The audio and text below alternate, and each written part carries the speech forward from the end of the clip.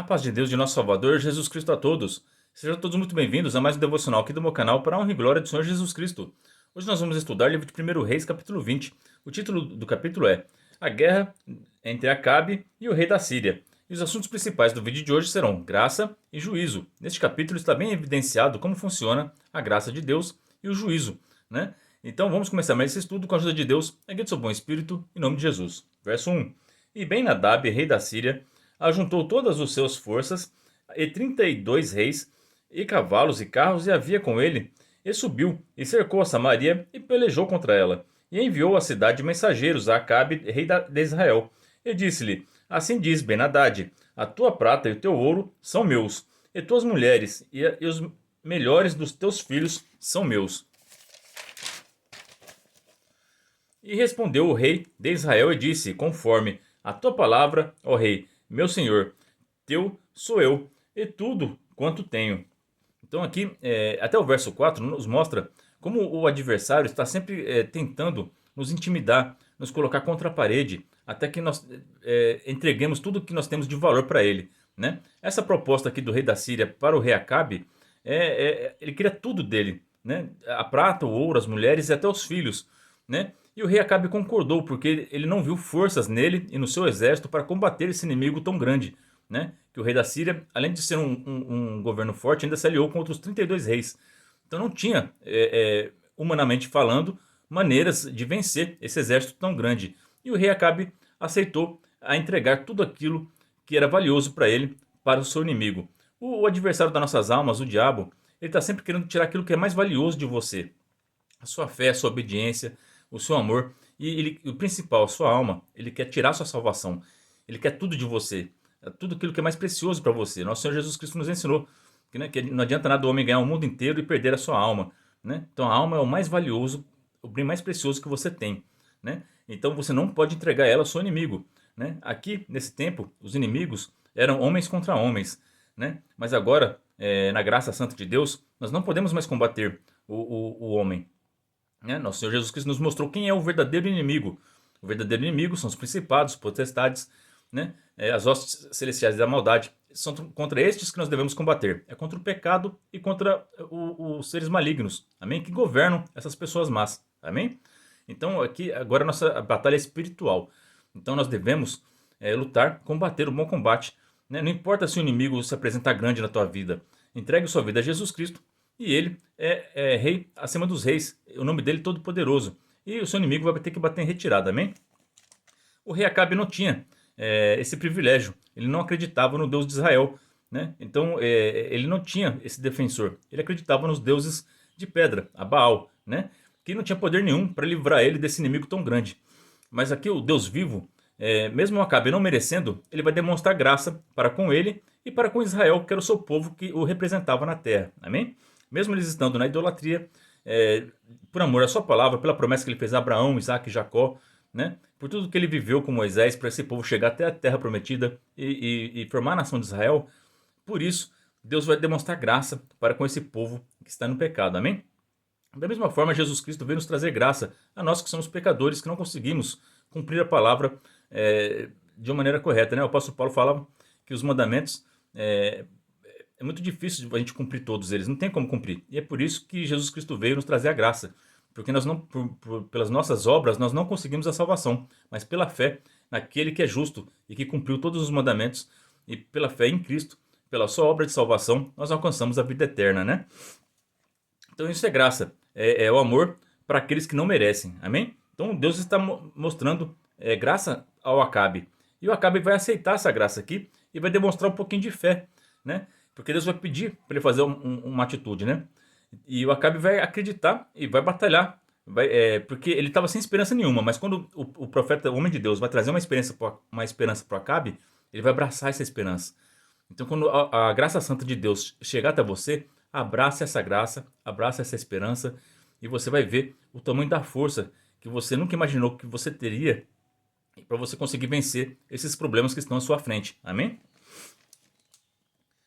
E tornaram a vir os mensageiros e disseram, assim fala Ben-Hadad, dizendo, ainda que eu te mandei dizer, tu me has de dar a tua prata e o teu ouro, e as tuas mulheres e os teus filhos, Todavia, amanhã, a estas horas, enviarei os meus servos a ti, a esquadrarão a tua casa e a casa dos teus servos, e há de ser que tudo o que for aprazível aos teus olhos o meterão nas suas mãos e o levarão. Então aqui novamente o inimigo fazendo afronta ao Acabe, amém? Confirmando que no dia seguinte ele ia cumprir a promessa de pegar tudo aquilo que era valioso do rei Acabe e da nação de Israel. Então o rei de Israel chamou todos os anciãos da terra e disse: Notai agora e vede como este busca mal, pois enviar a mim por minhas mulheres e por meus filhos, e pela minha prata e pelo meu ouro, e não lhe neguei. E todos os anciãos e todo o povo lhe disseram: Não lhe des ouvidos, nem consintas. Então a decisão do rei tinha sido uma decisão pessoal dele, né? De entregar tudo. Mas o povo não estava disposto a entregar tudo. Eles queriam lutar, né? E aqui ele ouvindo o conselho dos anciãos e do povo, ele viu, teve coragem de responder os mensageiros dizendo que ele não ia entregar mais, né? Pelo que disse os mensageiros de Ben-Hadad: Dizei ao rei, meu senhor, tudo o que primeiro mandaste pedir a teu servo farei, porém isto não posso fazer. E foram as mensagens, e lhe tornaram com esta resposta. E Ben-Hadad enviou a ele e disse: Assim me façam os deuses, e outro tanto, que o pó de Samaria não bastará para encher as mãos de todo o povo que me segue. Santo Deus, essa frase aqui do verso 10, eu tenho certeza aqui que Deus permitiu essa afronta aqui contra Israel para o Acabe sentir na pele o que os profetas de Deus e o que o Elias sentiu. Amém? Porque o Elias ele fugiu lá para a caverna, ele pediu até a própria morte, como a gente viu no capítulo passado, por causa de uma ameaça que a Jezabel fez contra ele, né? Agora o Acabe está sentindo na pele como é que é sentir ameaça, como é que é se sentir ameaçado. Então toma cuidado, tudo que você plantar você vai colher, amém? Da mesma forma que o Acabe e a Jezabel ameaçaram Elias e os profetas e colocou medo no coração deles e fez eles fugirem, agora Deus está dando troco, fazendo justiça aqui contra o Acabe para ele sentir na pele o que é sentir medo, o que é sentir ameaçado, amém? Porém o rei de Israel respondeu e disse: Dize-lhe, não se gabe quem se cinge com aquele que se descinge, né? Então aqui o Acabe está mostrando aqui uma coragem aqui, né? Dizendo assim, olha, essa frase que ele falou aqui no verso 11, nos tempos de hoje, que a gente usa assim, né? Cachorro que late não morde, né? Santa Deus. Então ele tá me ameaçando muito aqui, mas será que você consegue fazer isso tudo que você está falando, né? E sucedeu que, ouvindo ele esta palavra, estando bebendo, ele e os reis nas tendas, disse aos seus servos: Ponde-vos em ordem contra a cidade. Então ele ouviu a resposta do Acabe, que se mostrou corajoso, né? Pelo menos nas palavras.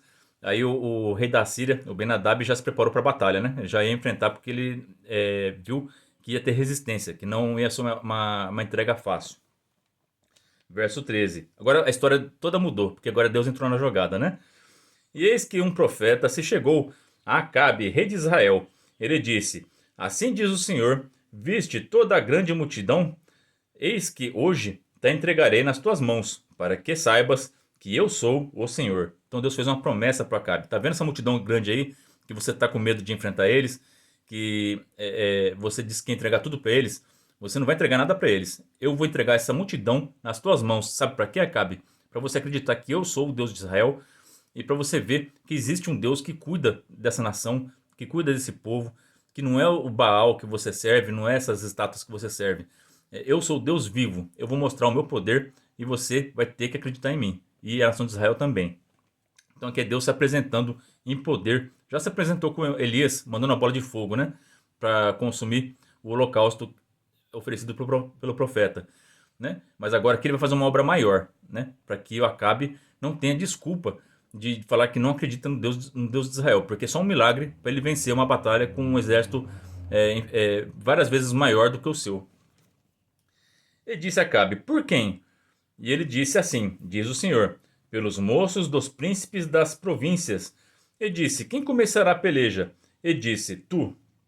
Então o rei Acabe viu que a proposta que Deus fez deu esperança para ele, mas ele não sabia como agir, né? Então ele falou: Como que eu vou? Quem que vai enfrentar esse exército tão grande?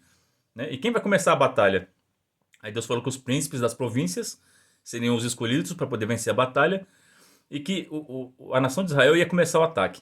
Então, tem momentos na nossa vida que a melhor defesa é o ataque. O rei da Síria, por ter um exército muito numeroso, nunca imaginou que receberia o ataque primeiro, né? Ele achava que eles iam ficar escondidos na cidade lá, se protegendo e defendendo. Mas não, vai ser um ataque surpresa, vai ser pego de surpresa. Ele estava lá enchendo a cara lá pensando que estava tudo certo, que ia vencer, e Deus vai aproveitar essa oportunidade, vai mandar os mancebos e vai dar uma grande vitória para a nação de Israel. Então, contou os moços dos príncipes das províncias e foram 232. E depois deles contou a todo o povo, todos os filhos de Israel, 7.000. E saíram ao meio-dia, e Ben-Hadad estava bebendo e embriagando-se nas tendas, ele e os reis, os 32 reis que o ajudavam. E os moços dos príncipes das províncias saíram primeiro, e Ben-Hadad enviou a alguns que lhe deram avisos, dizendo: saíram de Samaria uns homens. E ele disse ainda: que para paz saíssem, tornai-nos os vivos, e ainda que a peleja saíssem, vivos os tomasse. Então ele não mandou matar os servos, né? Ele queria que trouxesse eles em vida.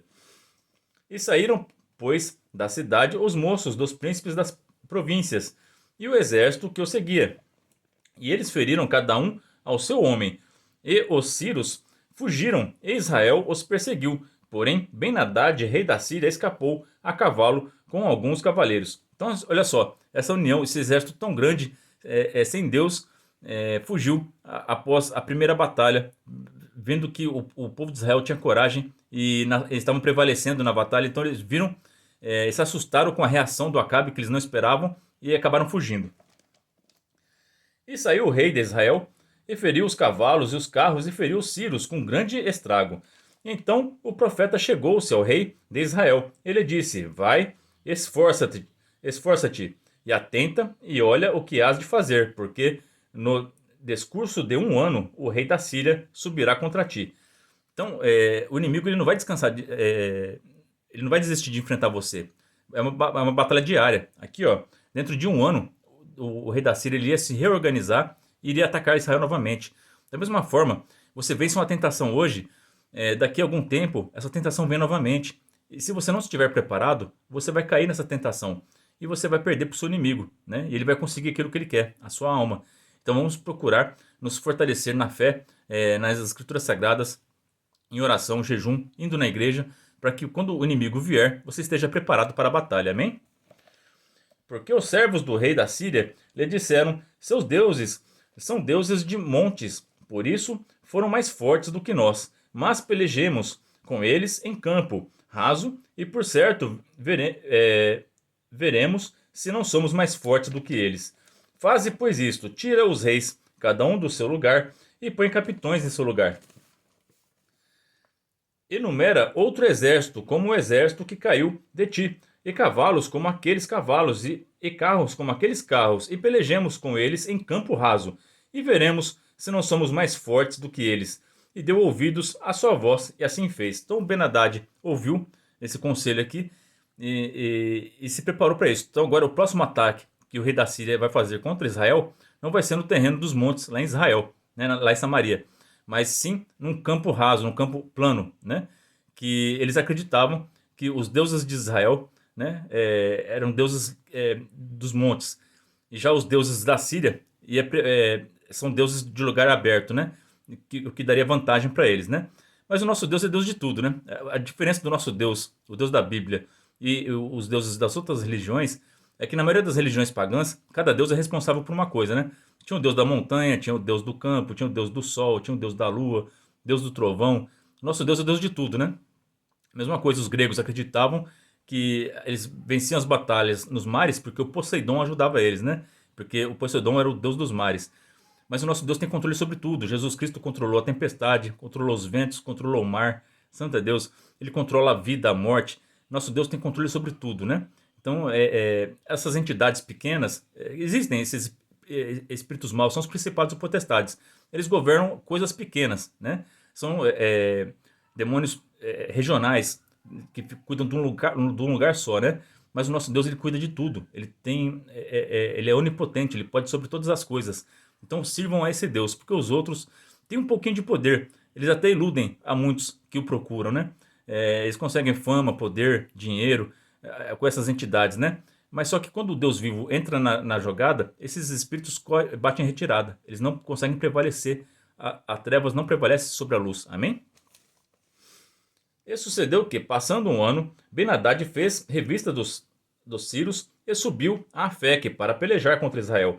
Também dos filhos de Israel se fez revista, e providos de víveres marcharam contra eles, e os filhos de Israel acamparam-se defronte deles, como dois pequenos rebanhos deles, como dois pequenos rebanhos de cabras. Mas os sírios enchiam a terra. Olha só a desproporção dessa guerra.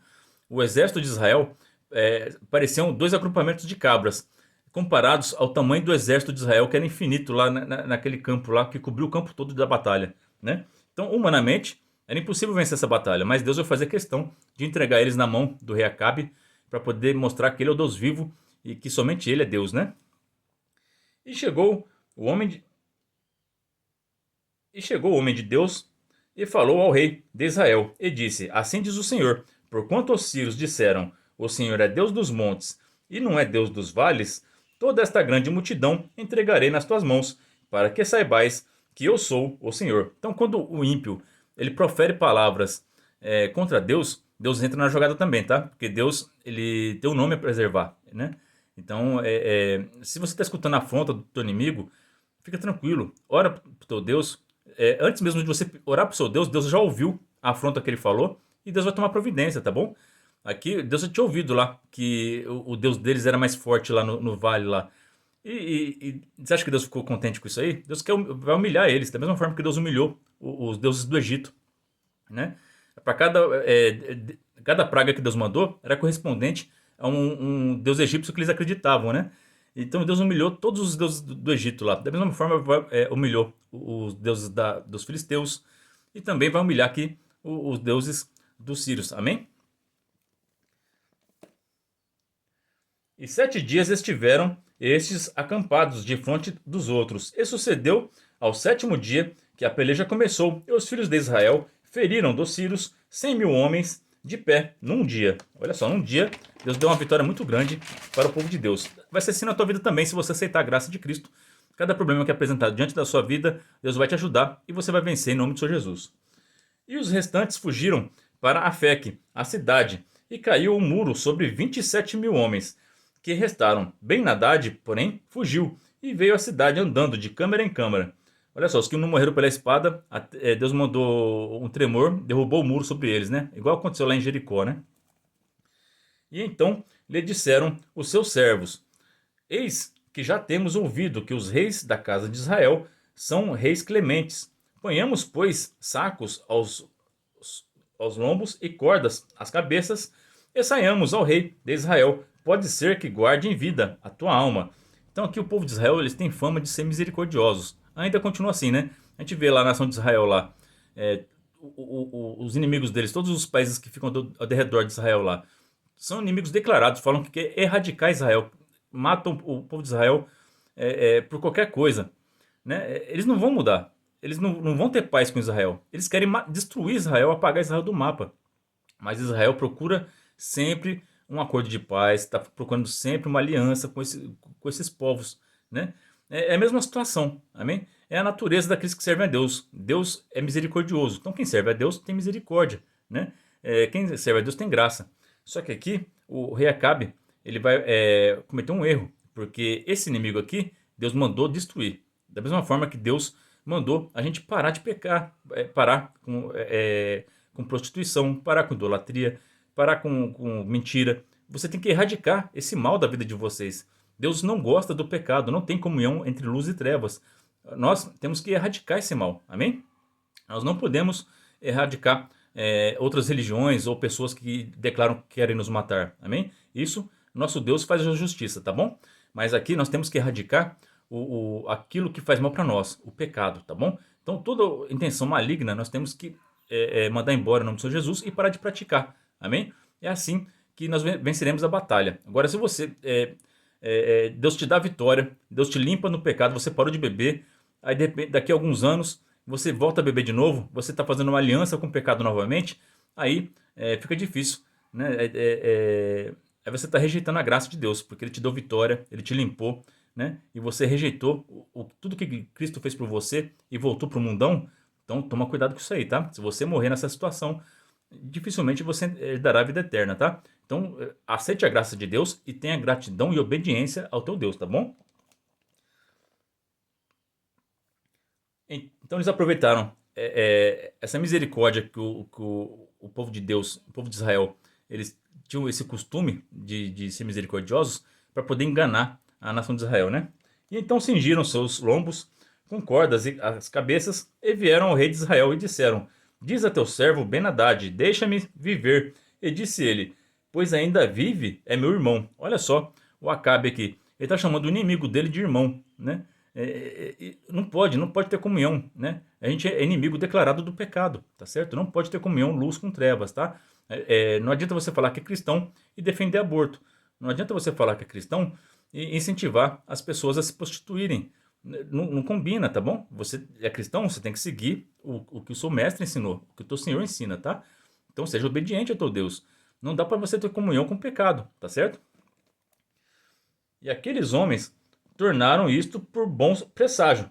Lógico, né? Porque eles ouviram tudo o que queria. Né? Ele chamou o Ben-Hadad de irmão. Ele falou: opa, oportunidade aí, ó. A gente tem chance de viver. Isto por bom presságio. E apressaram-se em apanhar a sua palavra. E disseram: teu irmão Ben-Hadad vive. E ele disse: vinde, trazei-mo. Então Ben-Hadad saiu a eles e ele o fez subir ao carro. E disse ele: as cidades que meu pai tornou de teu pai, restituirei, e faze para as ruas em Damasco, como meu pai as fez em Samaria. E, e eu respondeu a Acabe: te deixarei ir com esta aliança. E fez com ele aliança e o deixou ir. Então ele deixou o inimigo dele ir por terras, olha só, por uma coisa material, né? Então um dos homens dos filhos dos profetas disse ao seu companheiro: pela palavra do Senhor, ora, fere-me. E o homem recusou a feri-lo. Então aqui o profeta pediu para outro profeta: me fere aqui, me machuca, porque Deus mandou. Aí o outro falou: eu não posso te machucar, né? Porque você é um profeta, você é meu irmão, não posso te bater em você, né? Então aqui vocês estão vendo que a misericórdia não pode ser usada. A obediência tem que estar acima da misericórdia. Se Deus mandou você parar de fazer uma coisa, você tem que parar. Você não pode ficar com o coração mole, tá bom? A obediência acima da misericórdia. Amém? É isso que Deus quer aqui de nós. E nosso Senhor Jesus Cristo também ensinou isso aí também. Aqueles que amam a Deus guardam os mandamentos. Então, se você não está guardando, não está tendo obediência, você não está amando e não está. Fica difícil, né? Então, vamos ser obedientes a Deus. E ele lhe disse: porque não obedeceste à voz do Senhor, eis que em ti, apartando de mim, um leão te ferirá. E como dele se apartou, um leão o encontrou e o feriu. Então, pela desobediência, o outro profeta foi morto por um leão. Depois encontrou outro homem e disse-lhe: ora, fere-me. E feriu aquele homem, ferindo-o e o vulnerando. Então ele machucou o profeta de Deus, para ele chegar machucado diante do rei Acabe, porque tinha um propósito disso, né? Deus não pede nada para você por acaso. Às vezes para você não faz sentido o que Deus está te pedindo, obedeça, porque é para o seu bem, ou é para o bem de uma obra maior, tá bom? Aqui era para convencer o rei Acabe do erro que ele cometeu. Depois encontrou, perdão, 38. Então foi o profeta e pôs-se perante o rei a caminho, e disfarçou-se com cinza sobre os seus olhos. E sucedeu que, passando o rei, clamou ele ao rei, e disse: teu servo saiu ao meio da peleja, e eis que, desviando-se um homem, me trouxe outro homem, e disse: guarda-me este homem, se vier a faltar, será a tua vida em lugar da vida dele, ou pagarás um talento de prata. E sucedeu, pois, que, estando o teu servo ocupado de outra parte, entretanto desapareceu. Então o rei de Israel lhe disse: esta é a tua sentença, tu mesmo a pronunciaste. Então ele se apressou e tirou a cinza de sobre os seus olhos, e o rei de Israel o reconheceu que era um dos profetas. E disse-lhe assim: diz o Senhor, porquanto soltaste da mão um homem que eu havia posto para destruição, a tua vida será em lugar da sua vida, e o teu povo em lugar do seu povo. Então aqui é olho por olho, dente por dente, né? Essa é a lei de Deus do Antigo Testamento que estava valendo aqui, né? E foi-se o rei de Israel para sua casa, desgostoso e indignado, e veio a Samaria. Então Deus ofereceu a graça pro Acabe. O rei Acabe inicialmente aceitou a graça, né? De vencer aquela batalha. Só que quando ele venceu a batalha, ele não terminou o serviço. Ele não venceu o inimigo. Ele não venceu as trevas, que estavam dispostas a derrotar, a tirar a vida do Acabe e de tudo que ele tinha, né? Então Deus deu a liberdade para ele, Deus deu a oportunidade da salvação dele viver bem com o povo de Israel, né? Mas não, ele abraçou o inimigo, né? E teve comunhão com as trevas. E Deus não ia deixar isso passar, né? E mandou o profeta lá com essa história, é, igual ele mandou o profeta Natan lá pro rei Davi, né? Com essa história assim, nessa história o rei Acabe refletir naquilo que ele fez, né? E assim, o rei Acabe voltou desgostoso para casa porque ele percebeu que ele fez cometeu um grande erro, né? Mas ele não está arrependido não, ele foi nervoso para casa porque ele não gostou da reprovação de Deus, né? Então é assim, tem gente que é repreendido e não fica feliz, né? E fica triste e morre nos seus erros, né? Então, quando a gente for repreendido, nós temos a humildade de reconhecer nossos erros e pedir perdão a Deus, e Deus é misericordioso para nos perdoar. Essa é a palavra para nós hoje. Deus abençoe a vida de todos vocês, ora por mim e pela minha família. Deus seja sempre hoje eternamente louvado, em nome de Jesus, que vive e reina para sempre. Amém.